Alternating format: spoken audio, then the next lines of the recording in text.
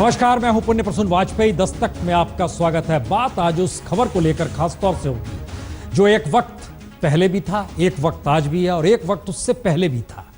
जिक्र भी नहीं करेंगे, लेकिन इससे पहले छोटा सा हिस्सा दिल्ली का दिखलाते हैं। दिल्ली का हाल क्या है? दिल्ली का हाल दो है। सीएम ने पीएम को खत लिखा है और बताया है, जनाब हम तो चाहते हैं कि सब कुछ ठीक ठाक चले, लेकिन जंग साहब जो है, उपराज्यपाल जो है यहाँ के, वह दरअसल लेफ्टिनेंट गवर्नर साहब मुश्किल कर देते हैं। और दूसरी तरफ इसी सरकार के पूर्व कानून मंत्री जो विधायक भी हैं, ये फरार हैं। कानून ने कहा आपकी याचिका खारिज, जमानत नहीं मिलेगी, तो पुलिस के हत्थे ना चढ़े, इसलिए फरार है। यह है दिल्ली का पहला हाल। दूसरा हाल भी हम आपको दिखला देते हैं, क्योंकि इस हाल के जरिए प्याज को लेकर बड़ी बहस चल रही है, बड़े बड़े विज्ञापन छाप दिए जाते हैं। लेकिन यह विज्ञापन से इतर यह दिखाना जरूरी है, क्योंकि 20 ट्रक अफगानिस्तान से, 40 ट्रक है ये पूरा का पूरा, ये बड़े बड़े प्याज हैं, साइज में भी बड़े हैं और इनकी कीमत 25 से लेकर 37 रुपए तक की है। ये प्याज दरअसल अफगानिस्तान से आए हैं। हर बरस आते हैं, बकरीद के मौके पर इस बरस भी आए हैं। इसमें कहीं सरकार का कोई हाथ नहीं है, व्यापारियों के जरिए व्यापारी ही लेकर वहां से आया है अफगानिस्तान से। तो सरकार जहां नहा हो, वह सब कुछ आसानी से कैसे हो जाता है, ये देखिए। अफगानिस्तान के व्यापारी जो यहाँ पर पहुंचे हैं, अब उस दौर को याद ना कीजिएगा जब एक वक्त वहां से काबुली वाला आया करता था, अब तो प्याज भी आता है। बहरहाल, लेकिन बात दस्तक में आज इस बात को लेकर होगी कि क्या वाकई एक डर और खौफ जो दिखाया जाता है वह सब कुछ सही है या कुछ और है। इन सब के जिक्र में आपके जहन में हम आपसे लगातार हैशटैग सीबीआई के जरिए हम चाहेंगे कि इसका जिक्र किया जाए, क्योंकि डर के पीछे कौन है, यह सवाल आज का नहीं है। यह लगभग भारत की राजनीति में उस दौर का है जिस दौर में गठबंधन की राजनीति नए तरीके से हिंदुस्तान के मकसद के साथ और मस्तक पे लहराते हुए आती है। कहीं से भी शुरुआत कीजिए, लेकिन शुरुआत दिखाते हैं, क्योंकि कल एक खबर आई कि सीबीआई पूछताछ कर सकती है मायावती से। सीबीआई डायरेक्टर आज पत्रकारों के पकड़ में आ गए। उन्होंने पूछा, पहले सुनिए उन्होंने जवाब क्या दिया। We will take decisions on the basis of the requirements. So when it is required, it will be done. जब कोई भी हम सवाल हमारे से पूछा जाता है, उसके जवाब का एक माकूल टाइम होता है। लेकिन आप मानते कार्रवाई करेंगे आप जल्दी? We will tell you that. एक दौर था सीबीआई का डायरेक्टर है कौन, कोई चेहरे से पहचानता नहीं था। आप कह सकते हैं उस वक्त टेलीविजन नहीं था, जी नहीं, टेलीविजन था तब भी नहीं पहचानता था। लेकिन स्थितियां इस देश के भीतर किस रूप में सीबीआई के जरिए बनती चली गई, बढ़ती चली गई, और आज मायावती खुलकर सामने आ गई, तो इसके मतलब क्या निकाले जाए।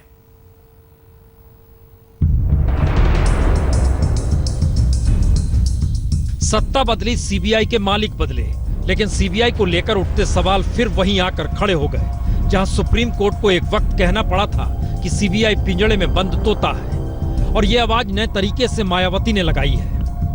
हाँ, ये सही है कि कल शाम को सीबीआई के एक अधिकारी ने मुझे फोन करके कहा कि वो एनआरएचएम के संबंध में मुझसे कुछ पूछताछ करना चाहते हैं। मुझे ये जानकर कल बड़ा अचंभा लगा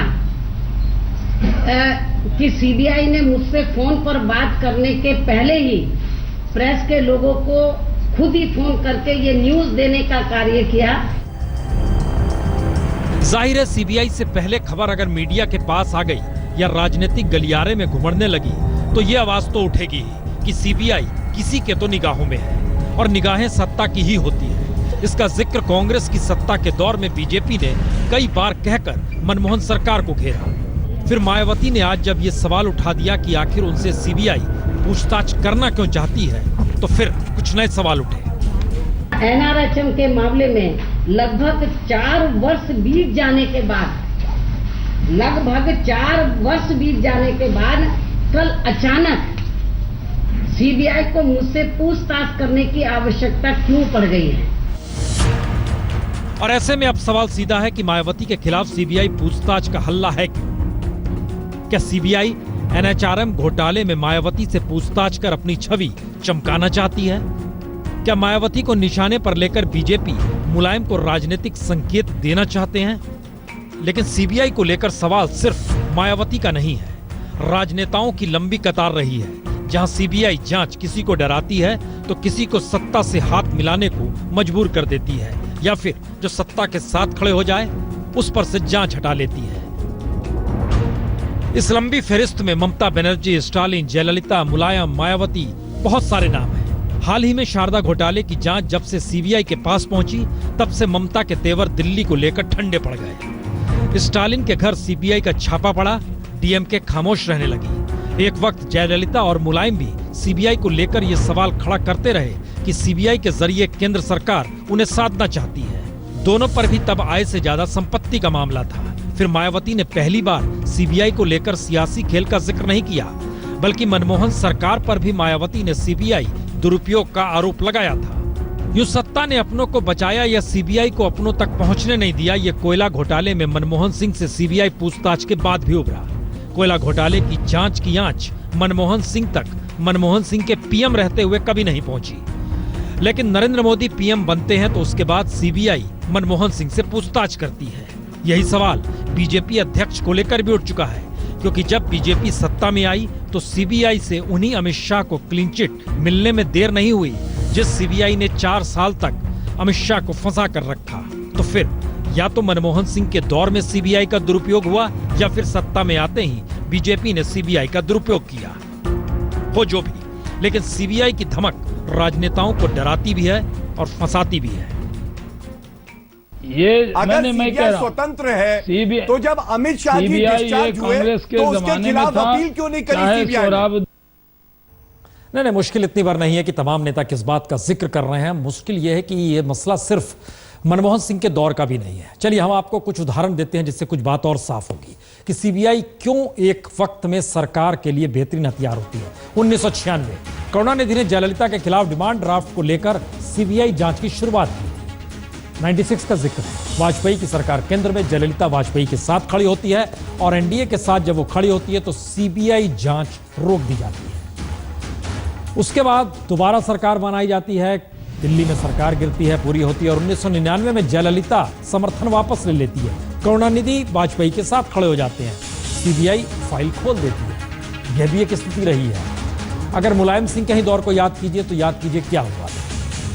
2007 से पहले 2005 में शिकायत हुई और 2007 में मुलायम के खिलाफ करोड़ों की संपत्ति के मामले में सीबीआई जांच के निर्देश दे दिए गए। 1 बरस बाद ही परमाणु समझौते को लेकर संसद के भीतर लेफ्ट ने कहा हम समर्थन वापस ले रहे हैं, समर्थन चाहिए।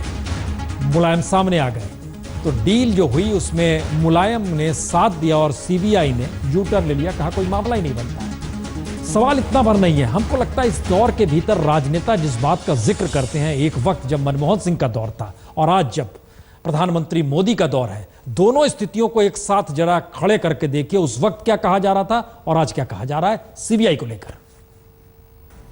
तो जिसे जो चाहिए वो नाम रख ले सीबीआई का, लेकिन सच यही है कि हर राजनीतिक दौर में विरोधी या विपक्षी जो होता है वो कहता है कि सत्ता हथियार के तौर पर इस्तेमाल कर रही है। अगर आपको ढाल बनाना है तो सत्ता के साथ खड़े हो जाइए। यह स्थिति बहस यादव सिंह के मामले को लेकर भी शुरू हुई थी कि आखिर इन सब के बीच प्रधानमंत्री मोदी का रुख नरम मुलायम को लेकर क्यों हुआ, मुलायम का रुख केंद्र को लेकर क्यों हुआ, इसको लेकर भी बड़ी चर्चा हुई। लेकिन बहरहाल एक कदम आगे बढ़ाइए। सीबीआई ठीक है अपनी जगह, लेकिन क्या वाकई सीबीआई के पास जितने मामले पहुंचते हैं उसको लेकर कोई सरकार संवेदनशील रही है? सुप्रीम कोर्ट को कहना पड़ा जनाब कोई सरकार यहां पर अधिकारियों की नियुक्ति नहीं करती है। जरा रिपोर्ट देखिए, कितने पद खाली और कितने केस हैं पास में। सवाल सिर्फ इन चंद हाई प्रोफाइल केस का नहीं है, सवाल है 10,000 से ज्यादा मामलों का जो सीबीआई के सामने पेंडिंग पड़े हैं, क्योंकि सीबीआई के पास इतने अधिकारी है ही नहीं जो इसकी जांच कर सके। तो देश की सबसे बड़ी जांच एजेंसी के पास पर्याप्त लोग नहीं, और यह बात खुद सीबीआई कोर्ट में हलफनामा दाखिल कर कह चुकी है। और सिर्फ 1 हफ्ते पहले ही सीबीआई ने सुप्रीम कोर्ट से कहा था कांस्टेबल से लेकर स्पेशल डायरेक्टर तक के 724 पद खाली हैं। सीबीआई अभी सिर्फ 1241 केस की जांच कर रही है। इनमें 212 केस तो अकेले व्यापम से जुड़ गए हैं जो बीते 2 महीनों में उसके पास आए हैं। तो सीबीआई में कुल 4,544 अधिकारियों की नियुक्ति हो सकती है, लेकिन इनमें 16% पद खाली हैं। तो समझा क्या जाए? क्या सीबीआई भर्ती करने में सक्षम नहीं, या योग्य अधिकारियों की इतनी कमी है? क्योंकि सुप्रीम कोर्ट तो 2 टूक कह चुका है कि सीबीआई में पद इसलिए खाली हैं क्योंकि उन्हें कभी किसी ने भरना चाहा ही नहीं। वैसे सच यह भी है कि 6000 से ज्यादा भ्रष्टाचार के केस सीबीआई के पास पेंडिंग पड़े हैं और हर दूसरे दिन एक केस सीबीआई को रेफर करने की मांग होती है। सीबीआई डेपुटेशन पर अधिकारियों को लाकर काम चलाने की कोशिश करती है और वो अधिकारी भी उसे मिल नहीं रहे। तो अब सवाल सीधा है कि सीबीआई को जांच देने का मतलब होता क्या है? क्या सीबीआई जांच का मतलब राजनीतिक तौर पर किसी को डराना है, या सीबीआई जांच का मतलब यह हो चला है कि देश की सबसे प्रीमियर जांच एजेंसी के पास अगर ये मामला चला गया तो फिर वह चुटकियों में हल भी हो जाएगा? लेकिन फिर वही सवाल, जब एक से एक हाई प्रोफाइल केस भी पेंडिंग पड़े हैं तो फिर सामान्य केस का नंबर तो बाद में आएगा और इन सब के बीच राजनेताओं की फाइल अगर सीबीआई के पास पहुंचती चली जाएगी तो फिर आने वाले वक्त में होगा क्या? अहमद अजीम, दिल्ली, आज तक। आपको क्या लगता है? आप हैशटैग सीबीआई पर अपनी प्रतिक्रिया जरूर भेज सकते हैं। लेकिन इन सब के बीच सवाल अगर इसके आगे कदम बढ़ाइए तो अब हर की नजर है कि प्रधानमंत्री मोदी रवाना होने वाले हैं अमेरिका। ठीक 1 बरस पहले अमेरिका गए थे, वो पहली यात्रा थी, अब दूसरी यात्रा। इस 1 बरस के भीतर क्या कुछ बदला, क्या कुछ बदल सकता है, क्या स्थितियां बन सकती है? जरा इस रिपोर्ट को देख लीजिए, क्योंकि सुबह 6 बजे प्रधानमंत्री मोदी रवाना होंगे आयरलैंड के लिए।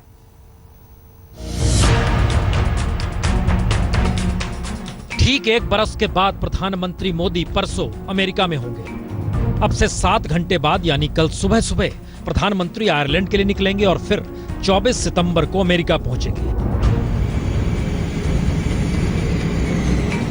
लेकिन इस 1 बरस में प्रधानमंत्री मोदी के लिए ना सिर्फ दुनिया बदल रही है बल्कि अपने भी बदल रहे हैं।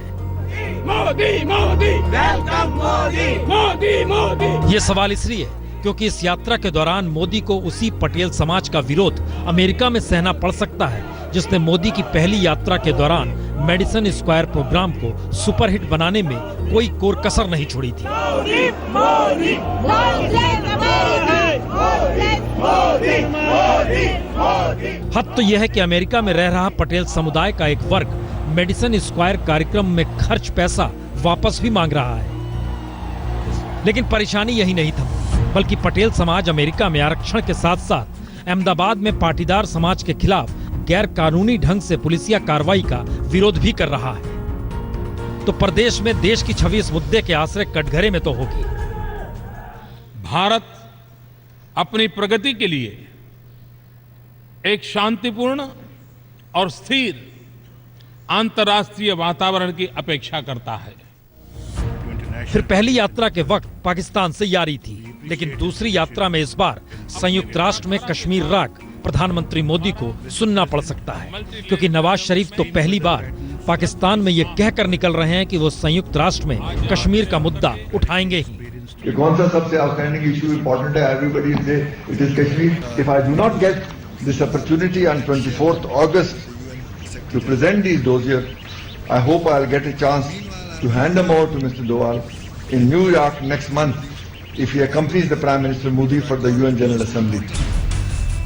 यानी प्रधानमंत्री मोदी की पहली और दूसरी यात्रा में फर्क यह भी आएगा कि पहली यात्रा के वक्त नवाज शरीफ से हाथ तो मिले थे, लेकिन इस बार एक ही होटल में रुकने के बावजूद मोदी नवाज शरीफ हाथ तक नहीं मिलाएंगे। मुश्किल इतनी बार नहीं है, मुश्किल इसके आगे भी है। पिछली बार गए थे तो जिक्र करके आए थे कि यहां पर आर्थिक निवेश के लिए हम जगह बनाएंगे। सवाल ये इस दौर में भूमि अधिग्रहण अध्यादेश भी वापस लेना पड़ गया, नौकरशाही वैसे ही अटकी हुई है। ये सारी परिस्थितियां कहीं ना कहीं नए सिरे से गढ़नी होगी, बतानी होगी। लेकिन एक मुश्किल और है, प्रधानमंत्री 2 बार नेपाल भी घूमे आए, लेकिन नेपाल में जिस संविधान को लेकर वो संवेदनशील थे उसके ठीक उलट परिस्थितियां नेपाल में जन्म भी ले चुकी है और संविधान भी लागू हो गया है।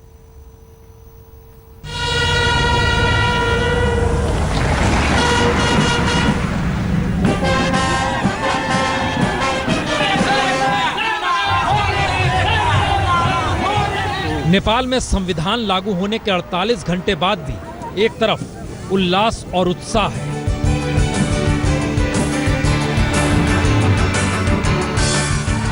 तो दूसरी तरफ गुस्सा और हिंसा है।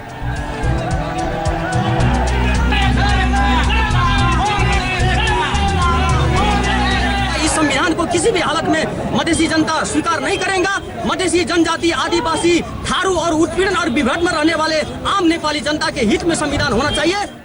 यह हिस्सा तराई इलाके का है, जहां संविधान विरोधी हिंसा में करीब 50 मौत हो चुकी है। और भारत के लिए संविधान का लागू होना न सिर्फ एक बड़ा झटका है, बल्कि भारत पहली बार खुद को ठगा सा महसूस कर रहा है, क्योंकि भारत की सीमा से सटे नेपाल के तराई वाले इलाकों में रह रहे मधेशी, थारू और आदिवासियों के हक में प्रधानमंत्री मोदी ने अपनी 2 नेपाल यात्रा के दौर में आवाज उठाई थी। और संविधान निर्माता ऐसा गुलदस्ता बनाएंगे कि जिसके कारण हर नेपाली को लगेगा, हाँ ऐसा बढ़िया गुलदस्ता आया है, मेरा फूल भी महक मुझे उसमें महसूस हो रही है, वो काम आप करते जा रहे हैं। लेकिन संविधान बावजूद इसके लागू हुआ और भारत के सवालों को नेपाल ने अनदेखा कर दिया। जबकि संविधान में अल्पसंख्यकों को हक मिले, इसी के मद्देनजर प्रधानमंत्री 2 बार नेपाल यात्रा पर गए। विदेश सचिव एस जयशंकर संविधान लागू होने से 2 दिन पहले ही नेपाल के प्रधानमंत्री से मिलने नेपाल गए। भारत के राजदूत रंजीत रे ने संविधान लागू होने के चंद घंटों पहले नेपाल के प्रधानमंत्री कोइराला से मुलाकात भी की, लेकिन हुआ कुछ नहीं। तो अब भारत ने काठमांडू में तैनात अपने राजदूत रंजीत रे को इमरजेंसी बातचीत के लिए दिल्ली बुला लिया है। दिल्ली बुलाया और इस बात का जिक्र हो रहा है कि अब वाकई चीन निवेश के जरिए सामरिक महत्व के तौर पर नेपाल को भारत के खिलाफ उपयोग में तो नहीं लेकर आएगा। तराई के इलाके में जिस तरीके से हिंसा हो रही है, कर्फ्यू लगी हुई है, भारत इससे परेशान है। छोटे से ब्रेक के बाद लौटते हैं, तब बताएंगे आपकी राय क्या है #CBI को लेकर।